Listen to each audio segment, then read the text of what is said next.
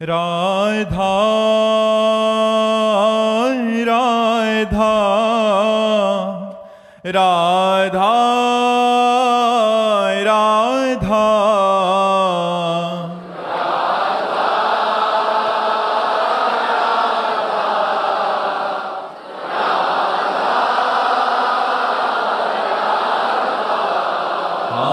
राधा राधा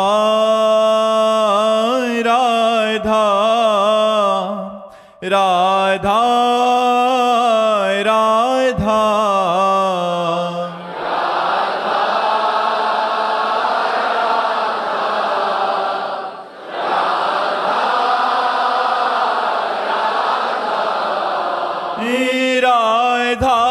हाय राधा राधा राधा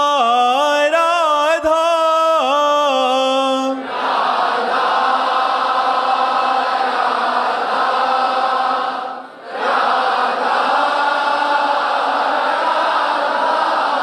हाय राधा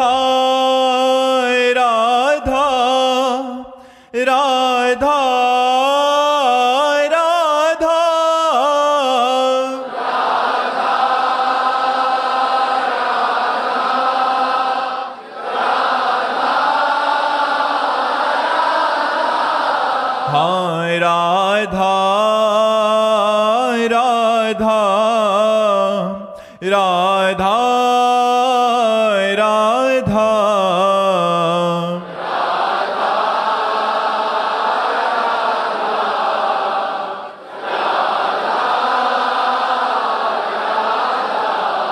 हाय राधा राधा राधा राधा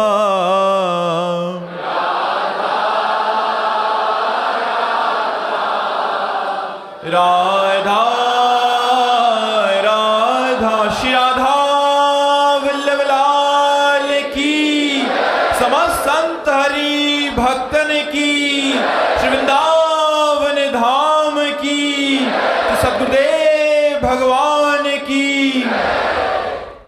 जी आपने वाणी रखा है, कुछ बताना चाहते हैं क्या साथ को? हाँ, कह रहे क्वायम मलीमशः कायो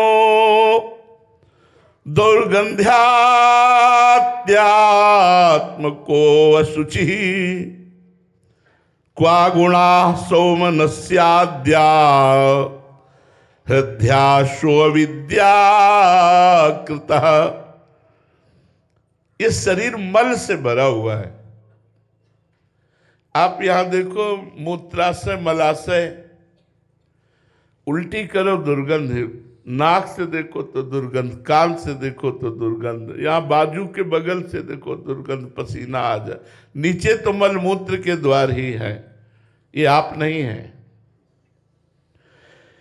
क्वायम मली मशाह कायऊ, ये मलिन मलयुक्त शरीर है। और आप चेतन अमल, सहज शुक्रासी, आप अमल हैं और ये मल युक्त है। कह रहे क्वायम मली मशाह, ये मल युक्त है और इस मल में प्रेम हम कर रहे हैं, अपने शरीर में और दूसरे शरीरों में। दुर्गंध्या, इसमें दुर्गंध के सिवा और है क्या? कौन सी ऐसी जगह है जो इसकी वंदनीय, पूजनीय और प्रशंसनीय हो?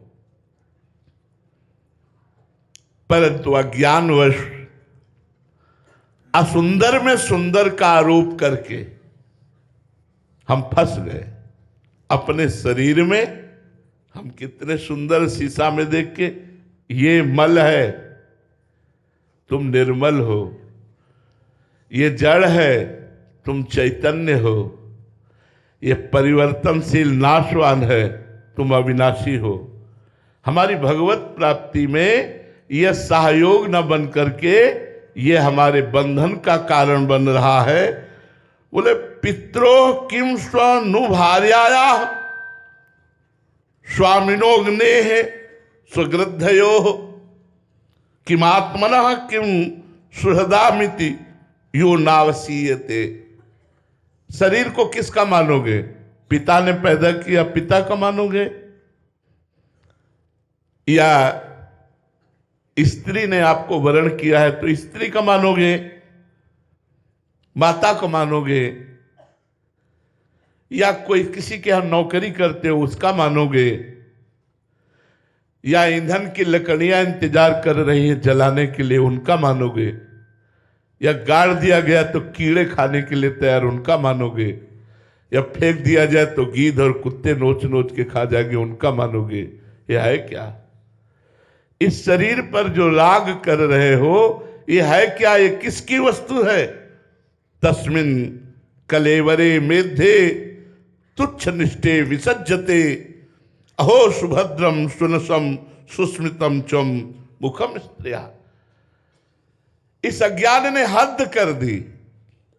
ऐसे गंदे मलमूत्र के द्वार से युक्त शरीर को, इतने अपवित्र शरीर को, परिवर्तनशील नाशवान शरीर को, जिसे क्या कहा जाए, छोड़ दिया जाए, अगर आत्मा अंतर ध्यान हो जाए तो उसके पास कोई नहीं जाना चाहेगा, इतना भयावह हो जाएगा, और 10-5 दिन पड़ा रहे तो एरिया दुर्गंध से युक्त हो जाएगी।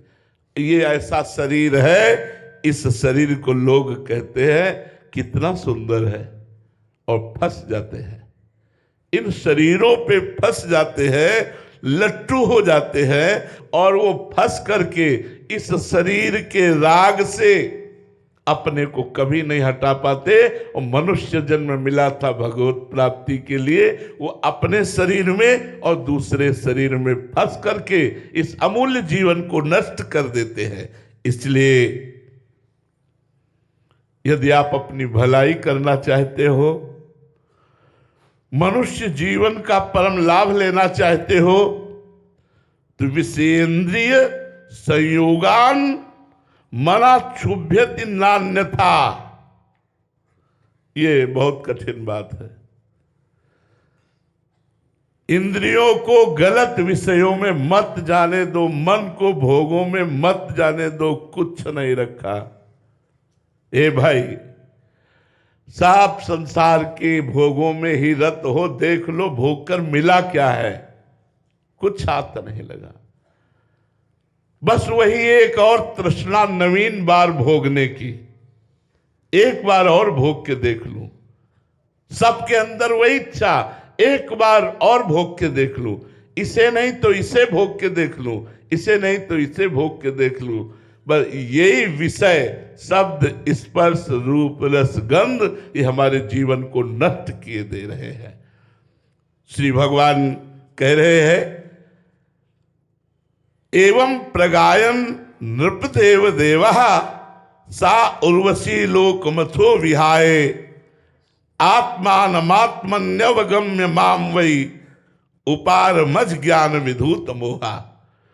जब उर्वशी ने महाराज पुररवा के चित्त का अपहरण कर लिया और उर्वशी के वियोग में वो पागल हो गए, तो उनको भगवान ने ज्ञान दिया। उस ज्ञान से जब युक्त हुए तो उर्वशी का राग नष्ट हुआ और वो बोले, ततो दुष्संग मुत्सृज्य सत्सु सज्जेत बुद्धिमान संत एतस्य छिंदन्ति मनोव्यासंग मुक्ति भी। यदि अपना कल्याण चाहते हो, कौन चाहता है कल्याण? कहाँ कल्याण चाहते हैं?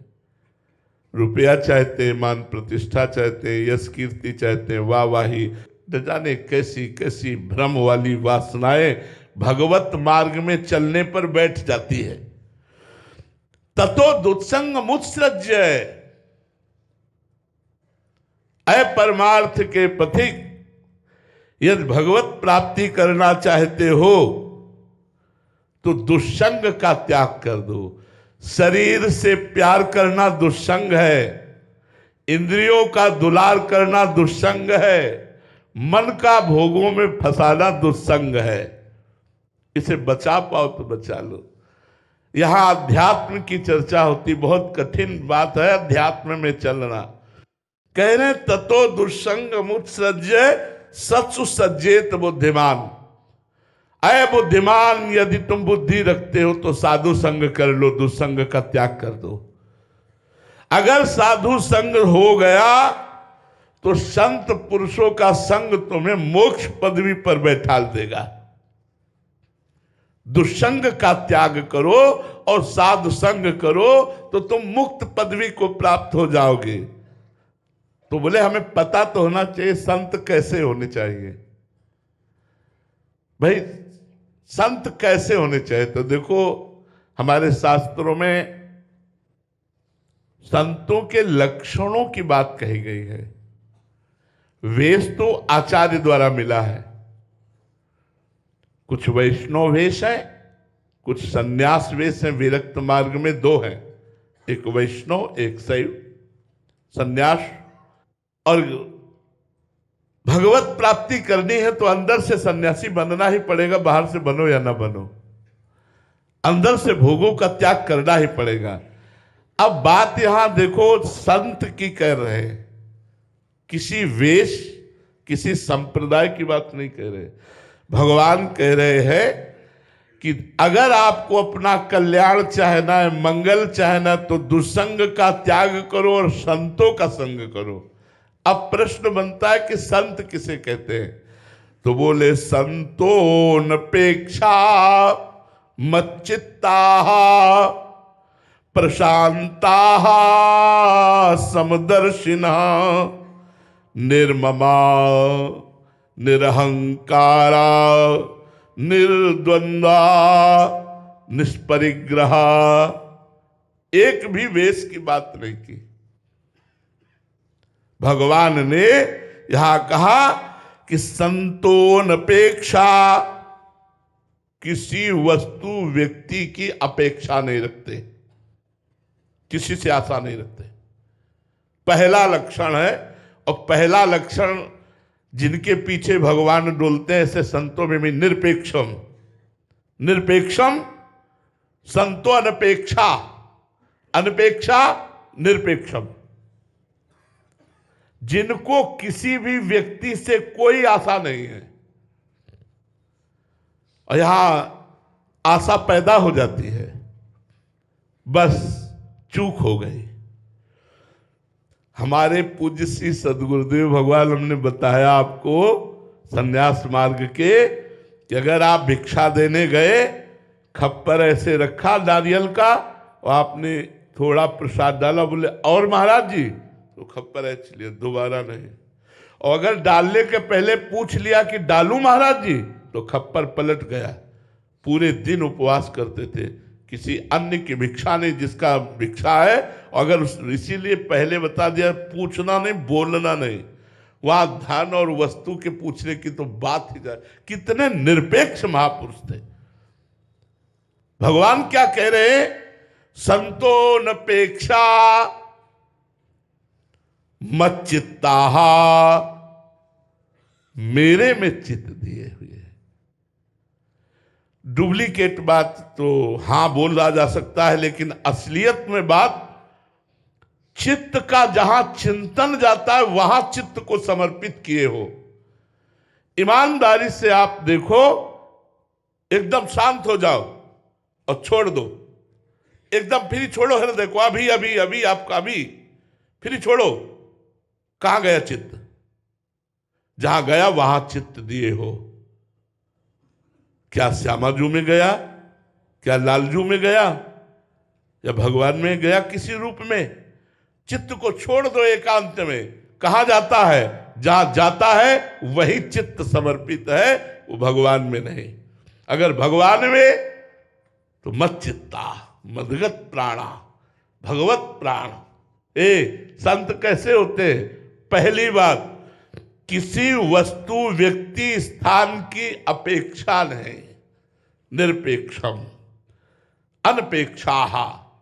अब यही लड़खड़ा जाए, हजारों पंक्ति में बैठे हुए हम लोग इसी पहले शब्द में लड़खड़ा जाएंगे।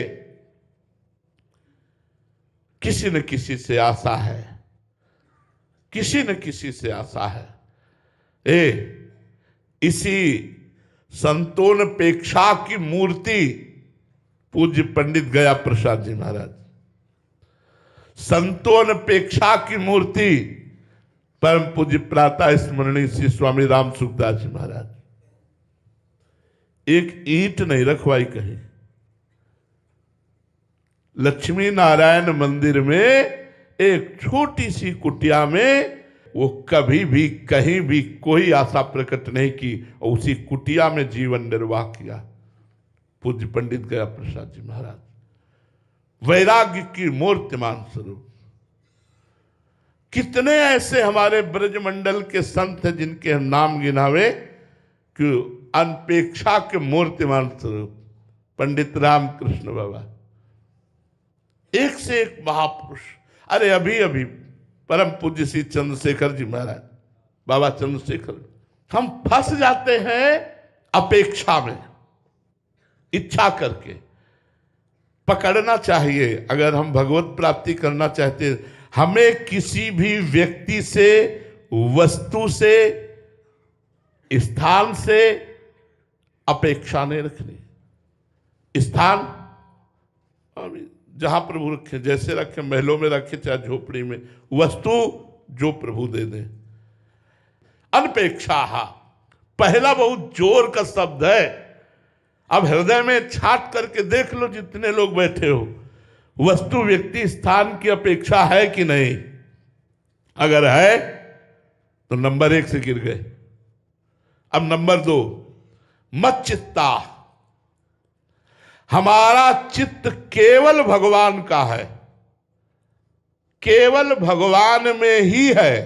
जैसे अम्बरीश जी का सावई मना कृष्ण पदारविंदयो, केवल भगवान में। प्रवचन करना अलग बात है, सुनना अलग बात है, लेकिन चित्त का केवल भगवान में रहना। अब इसको दूसरे नंबर को अपने हृदय में देखो।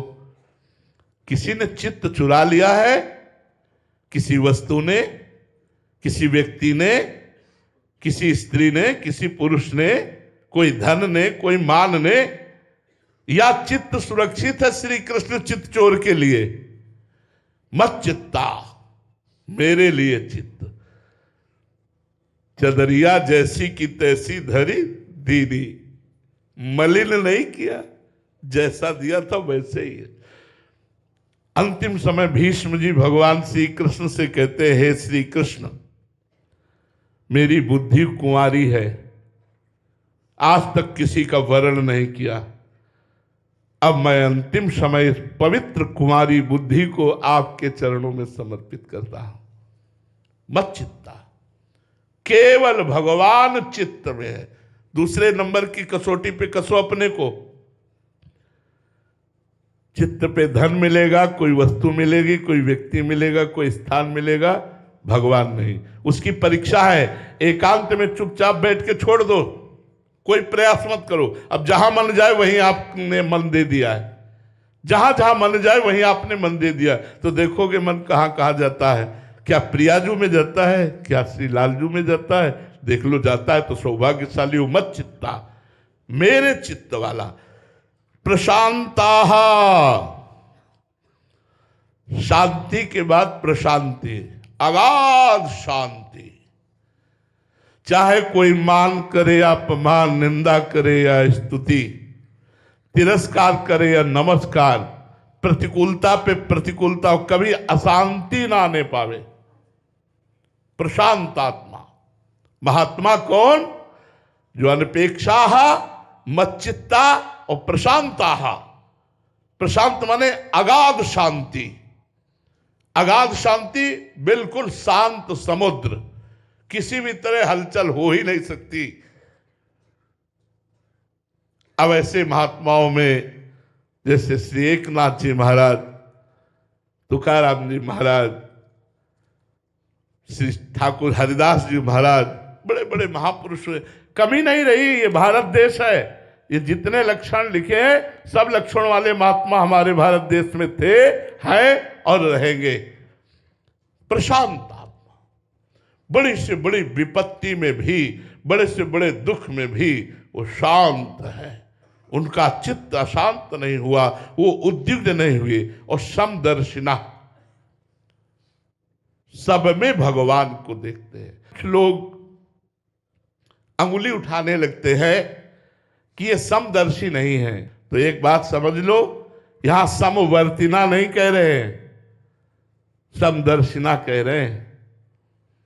भगवान ने गीता जी में कहा है, विद्या विनय संपन्ने ब्राह्मणे गविहस्तनी स्वनीचय सुपाके चा पंडिता समदर्शिना। कुतिया में और गाय में, हाथी में, चांडाल में, विवेक संपन्न सदाचार संपन्न ब्राह्मण में, चांडाल में एक ही भाव रखना है कि मेरा परब्रह्म परमात्मा है।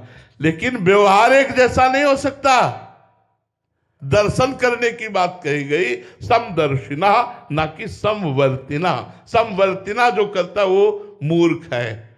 जैसे अपनी बेटी और अपनी पत्नी, अपनी बहन और अपनी मां, ये चारों स्त्री स्वरूप हैं, चारों में ब्रह्म दर्शन करना, लेकिन बर्ताव अलग अलग होगा। अगर व्यवहार एक जैसा तो मूर्ख पापी है। व्यवहार एक जैसा नहीं होगा, दर्शन एक जैसा होगा, व्यवहार अलग अलग होगा, वही विवेक संपन्न माना जाता है। तो महात्मा कौन?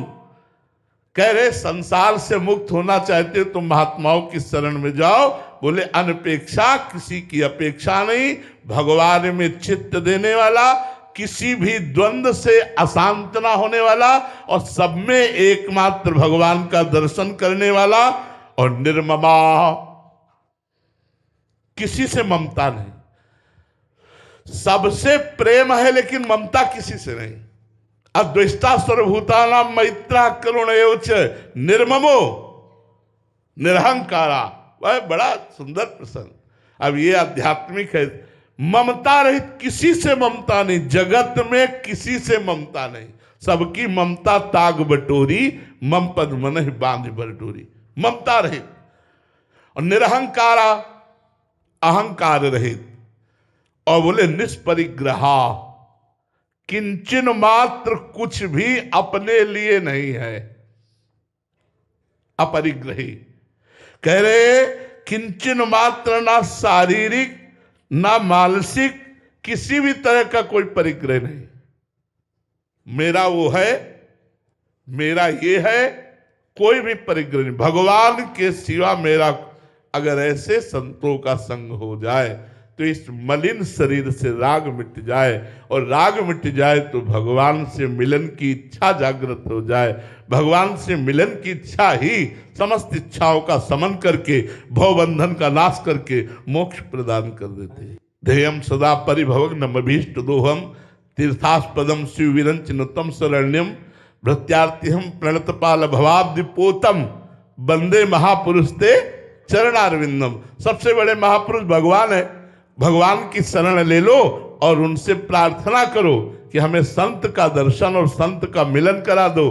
तो जब द्रोह दीन दयालु राघो तो साधु संगति पाइए। वो कृपा करेंगे तो संतों का मिलन करवा देंगे। ऐसे संत अपने हैं, बीच में है संत, हम पहचान नहीं सकते, क्योंकि ये बाहरी लक्षण नहीं है, ये सब अंदर के लक्षण हैं। भगवान ने कृपा करके ऐसे संतों का, हमारे गुरुदेव मूर्तिमान समस्त लक्षणों से युक्त है। आप लोग एक भी लक्षण बताइए। मूर्तिमान इन लक्षणों के स्वरूप है हमारे गुरुदेव। अपरिग्रही, प्रशांत आत्मा और मत चित्ता, निरंतर श्री जी में लगे रहते हैं। अनपेक्षा, बिजली का प्रयोग महाराज जी नहीं करते, उस समय श्री जी के सामने भले हो 20 वर्ष अपने हाथ से 2 रोटी बनाकर भोग लगाते, वही पाते 24 घंटे में। ये हम 10 वर्ष नजदीक। कितने संत ऐसे वृंदावन में हैं, कितने संत ऐसे वृंदावन में हैं जो मूर्तिमान लक्षण स्वरूप है, पर हम लोग पहचान पाएंगे क्या? है, हमारी नजर में है। कितने ऐसे संत हैं जो सब लक्षणों से युक्त है। महाराज जी कि साधक इस गुणों से लक्षित होना चाहिए महाराज जी, उसके अंदर होने चाहिए। बट अगर साधक को लगे कि ऐसे लक्षण कोई भी उसके अंदर नहीं है और फिर भी वो इस मार्ग पे आगे बढ़ना चाहता है और इसके विपरीत लक्षण है, तो फिर भी महाराज जी उसके लिए कोई सिद्धांत है? या जैसे आप आश्रय, आश्रय तो लेना पड़ेगा ना। डिब्बा इंजन नहीं बन सकता, लेकिन डिब्बा में कनेक्शन करने की पावर शक्ति तो होनी चाहिए। वो इंजन से कनेक्शन तो कर ले। डिब्बा कभी इंजन नहीं बन सकता, लेकिन डिब्बा इंजन से कनेक्शन कर ले तो पहुंच वहीं जाएगा जहां इंजन जाता है। कनेक्शन तो करना पड़ेगा, नहीं तो डिब्बा में पावर नहीं है। डिब्बा नहीं, और आश्चर्य की बात है, अगर डिब्बा कनेक्शन करना बन जाए इंजन से, तो इंजन से ज्यादा को ढो के डिब्बा ले जाता है। इंजन से हम लोग डिब्बा ही तो है, हम लोग डिब्बा है। बस खास बात है कि कनेक्शन इंजन से है, तो इंजन आगे घसीटता जा रहा है, डिब्बा में आओ सब बैठो, चल रहे, निकुंज की ट्रेन चल रही, आचार्य और गुरु इंजन है, और हम अपना बैठे, आओ सब फ्री निकुंज की ट्रेन में बैठो, अभी चलते श्री जी के पास। तो वही तो हो रहा है, हमारी सामर्थ्य थोड़ी है, हमारी सामर्थ्य नहीं, ये गुरु और इष्ट की सामर्थ्य से। तो जब अगर ये देख ले कि ये लक्षण हम में है, तो अभिमानी है, वो लक्षण वाला हो ही नहीं सकता। और जब ये कि एको लक्षण हम में नहीं, तो हरि गुरु का आश्रय ले ले तो सब लक्षण आ जाएंगे। भाविन जी गुजरात से, राधे राधे महाराज जी। महाराज जी, मेरा प्रश्न है कि मन जड़ है या चैतन्य स्वरूप?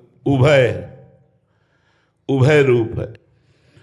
जो इसको पाया गया ये उभय रूप है, ये जड़ भी है और चैतन्य भी है।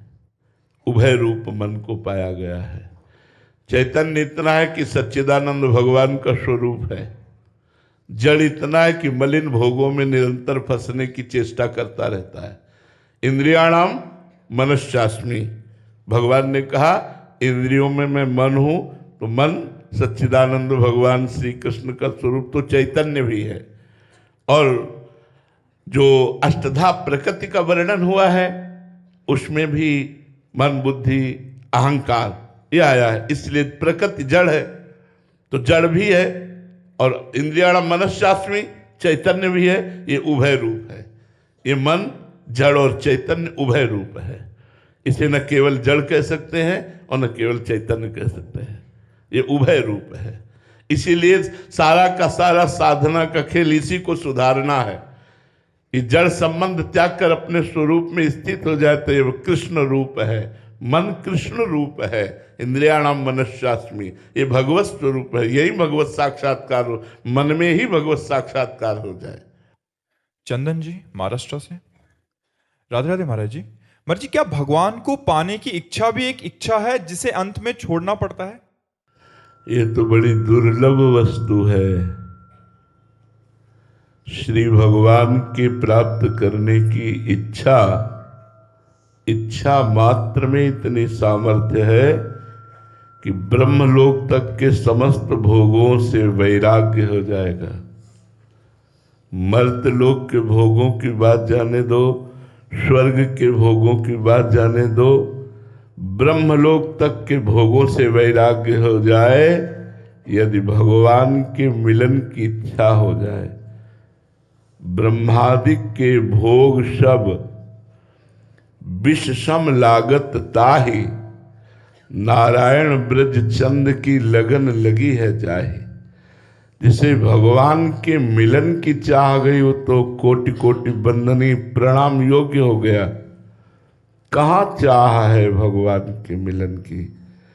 जब भगवत मिलन की चाह हो जाती है तो नहीं खान पान ते ही भावे है, नहीं कोमल वसन सुहावे है, सब विषय लगे ते खारा है, हरि आशिक का मग न्यारा है।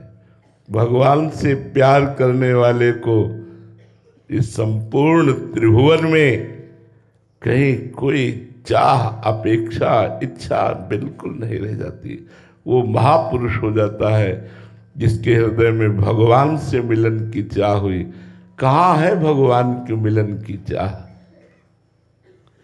हृदय में हम कहीं न कहीं किसी व्यक्ति वस्तु स्थान का आश्रय लिए हुए हैं, इंद्रियां किसी भोगों में लगी हुई हैं, मन भोग चिंतन, भोग संसार के सुख का चिंतन, संसार के संबंध का चिंतन।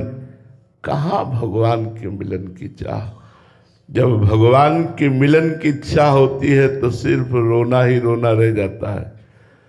रुदुश्रम राजन कृष्ण दर्शन लालसा, कृष्ण दर्शन लालसा, जिसके अंदर भगवत दर्शन की लालसा पैदा हो गई तो रुरुदु सुस्वरम राजन, उच्च स्वर से रोना था, हा कृष्ण हा कमल लोचन कब मिलोगे, हा देव हा दया निधान, मैं साधनहीन आपको कैसे प्राप्त कर पाऊं। हर समय भगवत मिलन की इच्छा उसके समस्त संस्कारों को भस्म करके इस स्थूल सूक्ष्म कारण तीनों शरीरों के राग को भस्म करके उसे दिव्य भाव देह वाला बना देती है भगवत मिलन की इच्छा, और वो भगवान से मिलकर सदा सदा के लिए इस संसार चक्र से मुक्त हो जाता है। तो भैया ये इच्छा तो बहुत बड़े भाग्यशालियों को प्राप्त होती है कि मैं भगवान से मिलना चाहता हूं। अंदर की बात, जबान से तो अभी कितने हाथ उठा देंगे। भगवान से मिलने की इच्छा, हृदय की बात कहता हूं। अभी आप भगवान का कितना महत्व रखते हैं खुद परीक्षा करके देख लीजिए। बहुत कमजोर हृदय है। जब किसी भी परिस्थिति में त्रिभुवन की राज्य लक्ष्मी देने पर भी आधे पल के लिए भी भगवान का विस्मरण न हो, तदर्पिता अखिलाचारिता तद्विस्मरणेन परम व्याकुलतेति, समस्त आचरण केवल श्री कृष्ण प्रसन्नता के लिए हर समय भगवान के स्मरण में तन्मय, थोड़ा भी विस्मरण होने पर हाय हाय मच जाए, तब समझना चाहिए कि भगवान के मिलन की चाह जागृत हो रही है। जब कुछ अच्छा न लगे, अभी हम जो कह रहे हैं इस पर ध्यान दीजिए, चंद रुपए भगवान के विस्मरण करा देंगे, अच्छा भोजन भगवान का विस्मरण करा देगा। एक व्यक्ति जिससे हमारी थोड़ी भी प्रीता, उसके मिलन से भगवान की विस्मृति हो जाएगी। एक सुंदर रूप संसार वाला आ जाए तो वो हमारी भगवत विस्मृति हो जाएगी। मान सम्मान भगवान का विस्मरण करा देगा। कहाँ है भगवत मिलन की इच्छा? भगवत मिलन की इच्छा जब होगी तो किसी की ताकत नहीं त्रिभुवन के भोगों में कि वो भगवान का विस्मरण करा दे। त्रिभुवन के समस्त भोग एक साथ उपस्थित हो जाएं तो भी भगवत मिलन इच्छा वाले हृदय में भगवत विस्मृति नहीं पैदा कर सकते। अब आप देख लो कितनी भगवत स्मृति में महत्व बुद्धि है और कितनी भगवत विस्मृति हो जाती है। इसका आप अपने अंदर आंकड़ा लगाइए। जब निरंतर तद स्मरणेन परम व्याकुलतेति, एक पल के लिए भी, आधे पल के लिए भी भगवान का स्मरण छूटे, हृदय जलने लगे। धिक्कार है हम लोगों को। 24 घंटे भगवान ने कृपा करके हमको केवल भजन के लिए दिया, हमें विरक्त बनाया, हमें संसार के मार्ग से हटाया, और हम फिर भी 24 घंटे भगवान का भजन नहीं कर पाते। उनके विस्मरण होने पर हमें व्याकुलता नहीं होती। सब कुछ हो रहा है लेकिन जीवन की आयु के एक एक मिनट नष्ट होते जा रहे हैं। हम विकल नहीं हो रहे कि भगवान नहीं मिले। चाह पैदा हो जाए भगवान के मिलन की। ओ रोज यही होता है।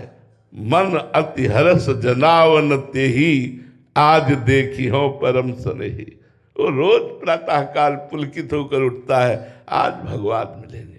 रोज शयन करते समय सोचते सोचते वो सोता है, आज भगवान स्वप्न में आएंगे, आज कोई ऐसा स्वप्न आएगा जिसमें भगवान मिले। नहीं आया, शायद आज दिन में हो जाए, शायद आज शाम की हो जाए, शायद आज रात की हो जाए। उसको ऐसे पल कटते हैं। दरस बिन दुखन लागे नैन, जब से तुम बिछुड़े पिए प्यारे, कबहु न पायो चैन। हृदय व्याकुल है, मिलन के लिए तड़प रहा है। न रात में नींद है, न दिन में चैन है, न भोजन अच्छा लगता है, न मिलना अच्छा लगता है। कुछ सुहा ही नहीं रहा है, कुछ नहीं सुहा रहा है। देह भाव रहित स्थिति जागृत हो जाए यदि भगवत मिलन की इच्छा। यही तो सबसे बड़ी बात है। साधना का फल क्या है? लालसा, कृष्ण दर्शन लालसा, भगवत मिलन की लालसा। भोरी सखी जू को जब इच्छा जागृत हुई श्री प्रियाजू से मिलने के लिए, तो उधर पोषण के लिए क्या अपनाया? सेवा कुंज में बंदरों को जो चना फेंक दिया जाता था, जो चना वो पा लेते, जो चना के कड़े कड़े हिस्से ठुड्डियां रह जाती, उनको एक मुट्ठी बीन कर चबाते और यमुना जी के किनारे बैठे रोते रहते, हाँ लाडली कब मिलोगी। रघुनाथ दास गोस्वामी जी ने क्या अपनाया? जो महाप्रसाद जगन्नाथ जी का विसर्जित कर दिया जाता, फेंक दिया जाता था, रात्रि में वो उठा करके जल में धो करके उसके कुछ चावल प्रसाद पाकर हरे कृष्ण कृष्ण कृष्ण हरे हरे हर समय नाम जप में लगे रहते। तब उनके लिए आया है सोवत हो रसना रटे राधा कृष्ण सुनाम। ऐसे महापुरुष राधा कुंड में निवास करते थे कि वो लग रहा है सो रहे, पर उनकी जिह्वा से निकलता था राधा कृष्ण राधा कृष्ण राधा कृष्ण। कहाँ हरि मिलन की इच्छा वालों को कब जगत प्यारा लगा, कब भोग प्यारे लगे। नारायण हरि भजन में ये पांचों न सुहात, विषय भोग निद्रा हंसी जगत प्रीति बहुबात, ये सब अच्छा नहीं लगता। जो भगवान के मिलन की इच्छा से युक्त हो गया, सतरति सा लोकांतार्यति, वो स्वयं तर जाता है, लोगों को तार देता है। पर भैया बहुत दुर्लभ बात है, बहुत ही दुर्लभ। हृदय की बात देख लो। पहचान है जब भगवत मिलन की इच्छा होगी तो और कोई इच्छा नहीं रह जाएगी। जैसे बाज पक्षी जब मैदान में उतरेगा तो खाली मिलेगा, कोई दूसरा पक्षी नजर नहीं आएगा। ऐसे ही जब भगवत मिलन की इच्छा हृदय में उतरती है तो समस्त इच्छाएं भस्म हो जाती हैं। केवल एक इच्छा रहती, कब देखूं उनको, कब देखूं, कब मिलेंगे, हाय किसके पैर पकड़ूं, किससे मनाऊं, क्या साधन करूं, किससे प्रार्थना करूं। हाँ कृष्ण अब तो आप ही कृपा करो, हाँ किशोरी जी आप ही दया करो, मेरे में कोई बल नहीं कि मैं आप। वो ऐसे बावरा बना, वो अपनी पीड़ा केवल प्रभु से प्रार्थना करता रहता है, बस और किसी से ना कहो सो बोली वो, ना कोई व्यवहार, बस अपनी कुंवर किशोरी को जियत निहार निहार। वो किसी से कोई मतलब, वो जगत से एक अलवेला स्वरूप हो जाता है।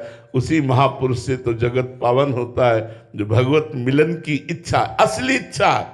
जबान से कहने की बात को हम नहीं मानेंगे। इच्छा वो जो समस्त इच्छाओं का नाश करके केवल रात दिन एक ही इच्छा, कब प्रभु मिलेंगे, वो बात अलग है। ऐसे जबान से अभी कहे हाथ उठाओ भगवान से, कितने लोग मिलना चाहते हैं, सब उठा देंगे। लेकिन हृदय की बात, जब भगवान से मिलन की इच्छा है तो और कुछ नहीं चाहिए। जा ही न चाही कबहू कछु, तब तुम सन साहज सने, जिसे कुछ नहीं चाहिए। और यहाँ तो हम लोग बड़े धोखेबाज हैं, कहते हैं भगवान से मिलन की बात और इच्छा रखते हैं रुपए के मिलन की, सम्मान के मिलन की, नाना प्रकार के भोगों के मिलन की। ईमानदारी की बात हृदय में देखो तो ये निकलेगी। अभी भगवान की इच्छा कहीं दबी है किसी वासना के परत के नीचे, अभी वासनाओं की इच्छा है। अभी भगवान की, जिस समय भगवान की इच्छा जागृत हुई, हाहाकार मच जाएगा। देखो ना, जिन महापुरुषों के हृदय में श्री कृष्ण मिलन की इच्छा हुई, उनके जरा चरित्र पढ़ के देखो, हाहाकार मच गया हृदय में। चिल्ला चिल्ला कर, हा प्राणनाथ कब मिलोगे, हा कृष्ण कब मिलो। भोरी सखी ऐसे रोती थी कि ब्रजवासी जन श्री जी से प्रार्थना करते, लाडली रीझ जा, या बाबा पे रीझ जाओ दर्शन दे दे, या बाबा का आर्तनाद रोना अब सहन नहीं होता, लाडली जी रीझ जाओ। ब्रजवासी जन कहते, वो ऐसे आर्त होकर यमुना किनारे रोते रहते श्री जी के लिए। यार भाई, ये बड़ी दुर्लभ बात है। हम हृदय की बात कह रहे हैं। इतने दिन हो गए, लेकिन आज हम भी तरस रहे हैं इस बात के लिए कि प्रभु मिलन की व्याकुलता पैदा हो जाए। भोजन अच्छा न लगे, नींद अच्छी न लगे, कुछ अच्छा न लगे, ऐसा कब होगा? जब केवल प्रभु अच्छे लगे। मेरे तो गिरधर गोपाल दूसरो न कोई, जाके सिर मोर मुकुट मेरो पति सोई। उन्हीं के लिए नाचूं, उन्हीं के लिए गाऊं, उन्हीं के लिए रोऊं, और कुछ सुनाई न दे, कुछ दिखाई न दे, कुछ समझ में ना आवे, बस केवल प्यारे, केवल प्यारी जू। ये बात बड़ी दुर्लभ बात है भाई।